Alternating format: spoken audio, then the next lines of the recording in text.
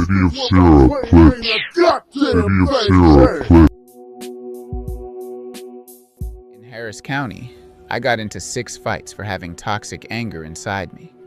I was very quick-tempered, mind you, and with the 6 fights I got into, I didn't start them, but I finished them.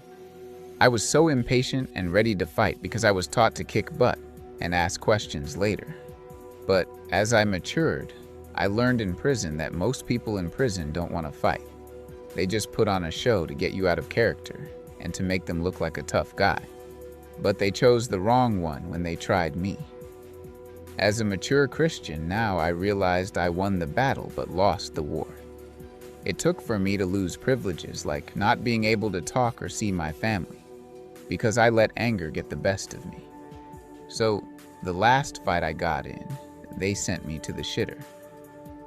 The shitter in Harris County is a small room with a hole in the floor where you shit, piss, eat, and sleep.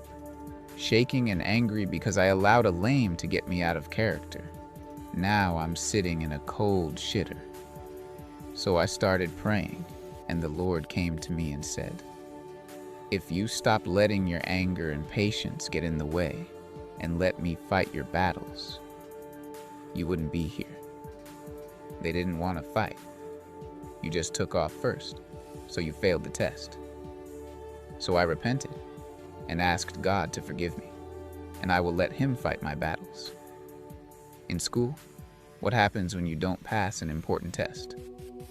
That's right, you must take it again. The Lord allowed me to build up first and worked with me on my anger and patience, then, boom, that test came. I'm now in prison. I just moved into cell 8 on the 2nd row. I had a legally blind cellmate, and he knew of my positive, respectful character. We both have life sentences. The first thing he said, "Man, they messed over you." I said, "How?"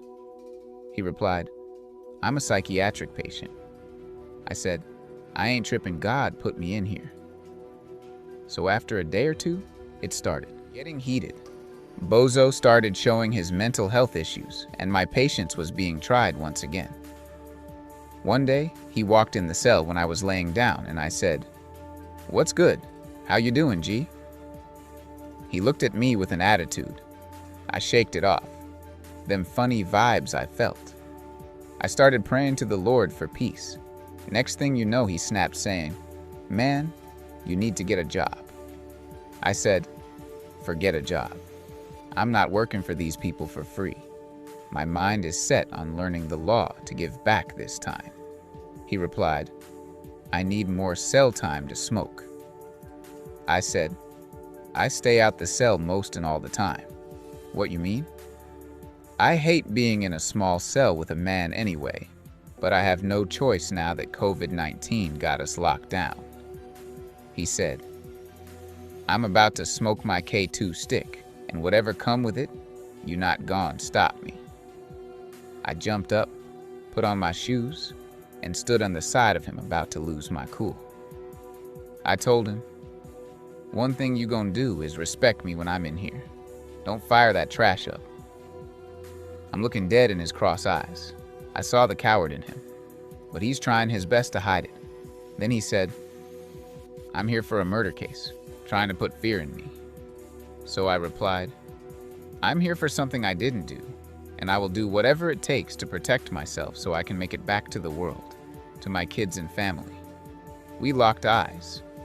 Both mean mugging each other. Next thing he said, "Man, you need to tell them you want to move to another cell."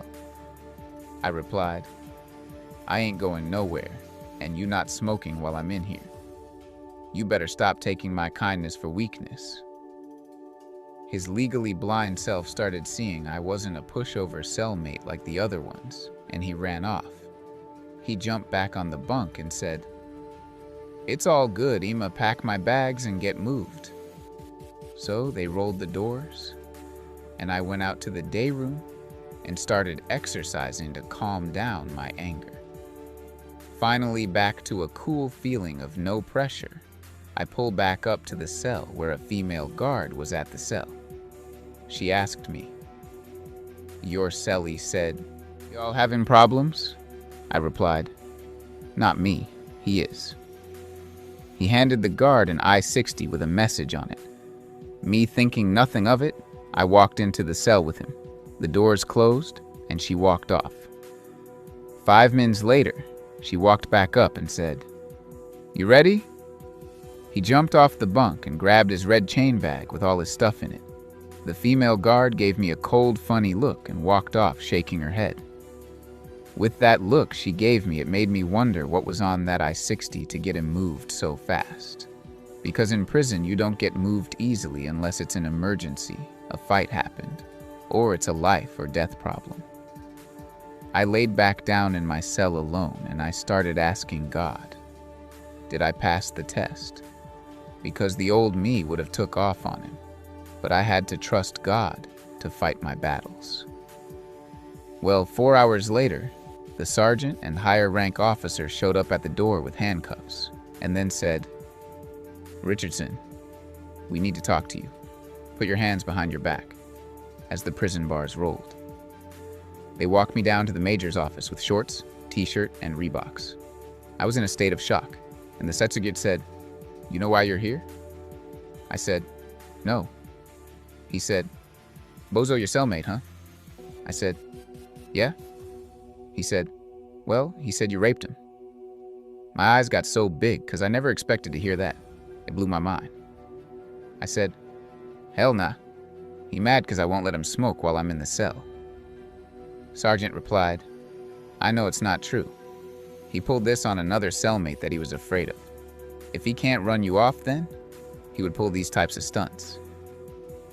I said, "Wow, that's crazy. Someone would put a jacket on himself or someone else." Put a jacket on yourself means putting a bad reputation on yourself or someone else. The major said, "Well, we gotta go through the Safe Prisons, PREA process. They gon' document it, and then you can go back to the cell. You have nothing to worry about." The PREA officer pulled up and asked me a lot of questions, then sent me back to the wing. Bad news travels fast, and when I got back to the wing, everyone had questions. I just went into my cell and started praising God, because that could have went the other way, and it could have hurt my appeal. The next day, what happened last night was all over the Ellis unit, and all eyes was on me. The gang members who Bozo was down with came to me apologizing, saying, "That's a jacket you shouldn't put on a real nigga. If TDCJ don't ship Bozo, we gon' violate him. Sorry that happened, cuz." Well, just when I thought my test was over, a week later, Bozo returned after his rape kit came back negative. The crazy part is they tried to put him back in the same cell as me. I wasn't feeling that at all. I felt like it was a setup. He walked on the wing and made an announcement. "If anybody messed up with me, we can do some punching." The whole wing stayed quiet. Then he walked in the day room and found me. He said, "Let's go to 3 Row to do some punching." I was like, "Hell nah, I fight anywhere it jump off," but then I used wisdom. I said, "This is a setup who sent you? PREA already got us documented." So I walked off trying to keep my cool, but he still was barking with no bite, putting on a show. I went to the cell and packed my property because I refused to be in there with someone who falsely accused me, especially when I'm already in jail for being falsely accused of something I didn't do. All I heard now after I got all my property packed up is him saying, "I'm ready to do some punching." All eyes on us. God highlighted the scene, and people was ready for us to be their entertainment. People in my ear saying, "Go on and whip him." Then heard the preacher man saying, "He can't do nothing to you. God won't allow it. Go pray." Then, as I was walking downstairs, I told a guy named Vel, a writ writer, that I'm about to go whip him. Then Vel said, "Why would you do that? You tripping? You got action on getting out. Let him talk." A writ writer is a jailhouse lawyer who studies the law and writes and files legal work for other inmates. I said, You right. I started praying and walked downstairs. Then all of a sudden, Sergeant. And the guards ran in and told him he was moving downstairs and I could unpack and stay in 28B cell. Bozo got his wish to be cellmate free, so he went in his cell. And that was it for him that day. The next day, Bozo came up to me during lunchtime and apologized. He said, "I want to have a Christian walk like you got because I lied on you and tried to provoke you to fight, but you still didn't get out of character." How you do it? I told him the story when I used to be quick-tempered, ready to fight. But now, I let God fight my battles. It's a promise I made to God. I'm not here to please man, only God. Then I told him I'm not perfect, but if you would have put your hands on me, we would have fought because I haven't mastered turning the other cheek yet.